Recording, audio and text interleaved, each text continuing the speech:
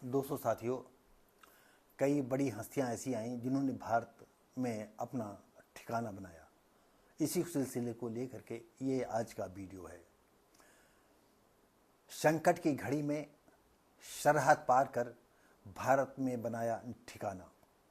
आज़ादी के बाद आने वालों में तिब्बती धर्मगुरु दलाई लामा, तस्लीमा नसरीन प्रमुख और शेख हसीना कहाँ रहेंगी, अभी तक एक तय नहीं है। और एक नाम था तारिक फतेह, वो भी बेचारे जो है मूल रूप से पाकिस्तान के थे और इंडिया में रहना चाहते थे, रहे भी, और भारत ने उनको पूरी आज़ादी दी, उनको सम्मान दिया और हम सब लोग तारिक फतेह का जो है सम्मान करते आए हैं। अब शेख हसीना आई हैं, उनका फ्यूचर क्या होगा वो तो भविष्य बताएगा। बांग्लादेश की बगावत हुई तो जान बचाने के लिए 5 बार की प्रधानमंत्री रही शेख हसीना ने भारत को ही चुना। सिर्फ वही नहीं बल्कि तिब्बत के निर्वासित धर्मगुरु दलाई लामा और बांग्लादेश की लेखिका तस्लीमा नसरीन ने अन्य देशों को छोड़कर भारत में ही शरण ले लेने के लिए आई। आज़ादी के बाद से भारत में सुरक्षित ठिकाने की तलाश में आने की परंपरा रही है। हालांकि इस देश में रहेंगी ये अभी तय नहीं है। अमर उजाला आर्काइव के पुराने पन्नों में दर्ज है कि वर्ष 1951 में चीन ने तिब्बत की स्वाधीनता समाप्त की तो दलाई लामा को तिब्बत छोड़ना पड़ गया। मार्च अप्रैल 1959 में अमर उजाला ने दलाई लामा के भारत पहुंचने की हर खबर को प्रमुखता से प्रकाशित किया था। तिब्बत छोड़कर दलाई लामा ने 31 मार्च 1959 को तवांग के जरिए भारत में प्रवेश किया।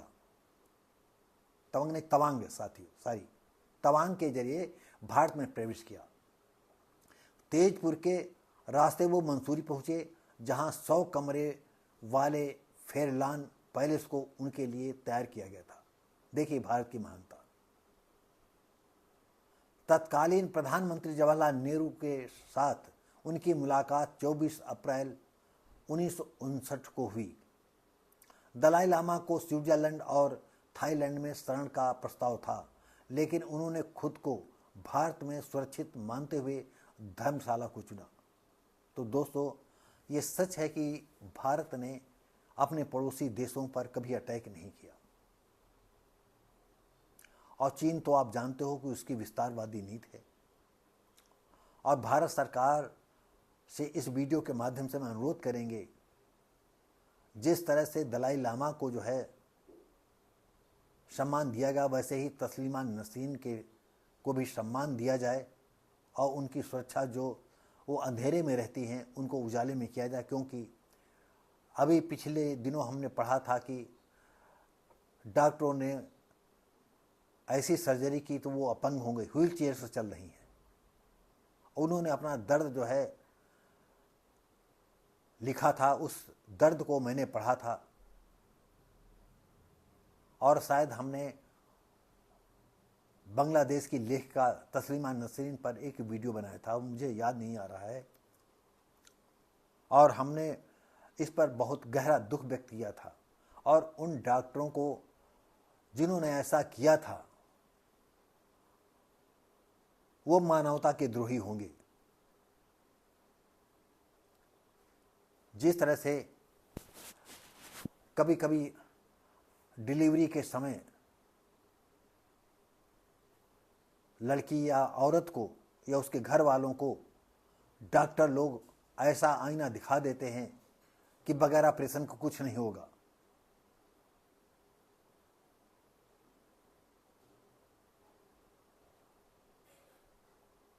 और बाद में उसका ऑपरेशन कर देते हैं। मुझे बहुत तकलीफ होती ऐसे डॉक्टरों से। जनता किससे किससे जूझेगी। एक इलाहाबाद में ऐसा नर्सिंग होम है जिसको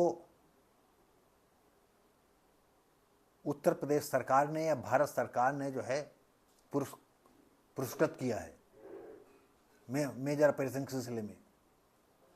और उसी सिलसिले में मैं इलाहाबाद जा रहा हूं और एक महिला से उनका वक्तव्य लेंगे, उनसे इंटरव्यू लेंगे उनसे कि उनके साथ डिलीवरी के समय क्या हुआ था। करीब ये 26 साल पहले की घटना है और ये क्रम हर नर्सिंग होम में चला है। अब तो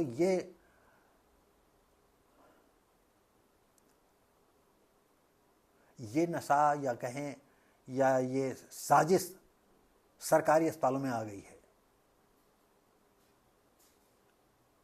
और जनता को अब आवाज तो उठानी पड़ेगी। अगर आपको ये लगता है कि डॉक्टर ने जानबूझ करके पेट फाड़ करके बच्चा पैदा किया है तो ऐसे डॉक्टर को जिंदा रहने का हक नहीं है। जिन डॉक्टरों को भगवान कहा जाता है वो अलग है, लेकिन ऐसे कभी डॉक्टरों को जिंदा रहने का कोई हक नहीं है। दोस्तों साथियों, एक मेरे माध्यम से जो है हमारे एक बलदेव प्रसाद हैं, बाईकाश पासी हैं, वो बाल विकास कल्याण में थे,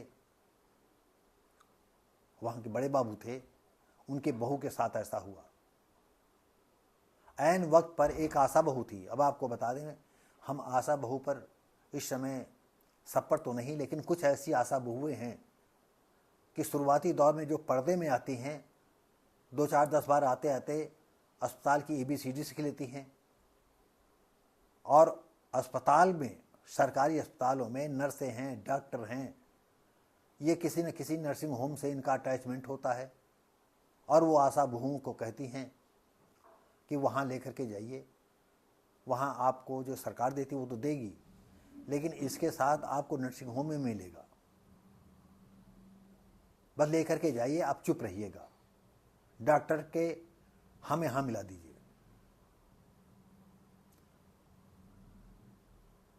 तो दोस्तों ये फिर वक्त आएगा, फिर कहेंगे लंबी कहानी हो जाएगी, लंबी वीडियो हो जाएगी तो ज़्यादा अच्छा नहीं है, तो हम इस पर भी वीडियो बनाएंगे। दोस्तों साथियों, तो तस्लीमा नसरीन का डॉक्टरों ने कूल्हे का ऐसा ऑपरेशन कर दिया कि वो आज वो जो है व्हील चेयर पर चल रही हैं। और जबकि आपको बता दें कि तस्लीमा नसरीन पहले ही डॉक्टर थी, उनको अनुभव था, लेकिन कभी कभी कहते नहीं, जब अपने पकड़ आती है तो अपना दिमाग काम करना बंद कर देता है। लेकिन वो हो सकता सर्जन न हो, सिर्फ MBBS हो। इस सिलसिले में दोस्तों साथियों मैं ज़्यादा नहीं कह सकता हूँ, सिर्फ इतना कहूँगा कि ये भारत देश है और भारत देश में ने सबको शरण दी है और सबको राशन दिया है, खाना दिया है, पानी दिया है, रहने के लिए जगह दी है, इसमें कोई दो राह नहीं है। आज हमारे जो है प्राइम मिनिस्टर, प्रधानमंत्री माननीय मोदी जी भी यही कर रहे हैं। इस भारत की जो है विरासत को बचाए हुए हैं और मोदी के ही ऐसे कदम पड़े दुनिया में कि भारत जो है अब विश्व गुरु कब बनेगा ये तो मैं नहीं कह सकता हूं, लेकिन अगर विश्व गुरु बनने के कगार पर है तो अंधविश्वास ही काम नहीं करेगा, घंटा घड़ियाल ही काम नहीं करेगा, मंदिरों की स्थापना से ही काम नहीं होगा। आपको चाइना की तरफ तो भारत बन नहीं सकता है कि वहाँ किसी धर्म को अब ज़्यादा नौटंकी करने की आवश्यकता नहीं है, जितने में हो सीमित रहो। और यहाँ तो धर्म ही सब कुछ है।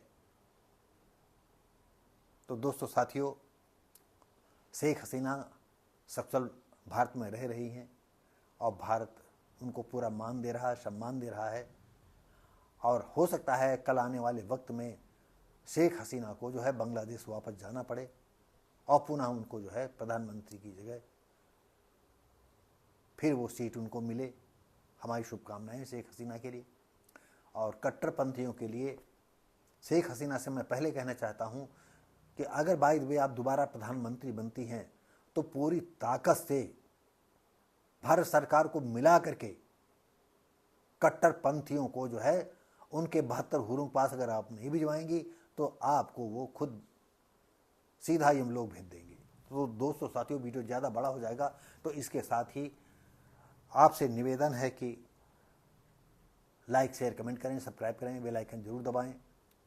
हम मिलेंगे अगली वीडियो में, तब तक के लिए नमस्कार, जय हिंद।